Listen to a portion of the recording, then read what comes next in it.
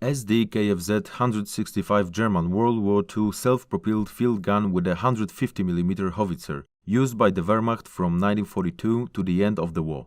The first designs of a new vehicle were created in 1942, when the German army felt the lack of self-propelled field artillery that could easily cooperate with the armored forces. The first projects involved placing the 10.5 cm LEFH-17 howitzer on the chassis of a Panzer III or Panzer IV tank. After building one prototype, however, it was decided to use a larger caliber gun, the 15 cm SFH-18, mounted on a specially designed Geschützwagen III-IV chassis, which was a mixture of elements of the Panzer III tanks and Panzer IV and components built specifically for this structure. The same chassis was later used in the construction of the Nashorn tank destroyer, the hull consisting of a tube. It was typical Panzer IV tank in the rear part, which was slightly elongated at the rear, and a cover of the combat compartment was made of 15 to 30mm thick welded rolled plates and a 10mm superstructure. The superstructure covering the fighting compartment was uncovered from the top, possibly covered with a tarpaulin, and had a double leaf door at the rear to facilitate the loading of ammunition. The driver and radio operator were positioned in the front part of the vehicle, and the rest of the crew, vehicle commander, gunner, two loaders, and the armament of the vehicle were in the fighting compartment located at the rear of the vehicle. The engine was mounted centrally. Later models of the Bumblebee had a slightly modified front body, with increased space for the driver and radio operator.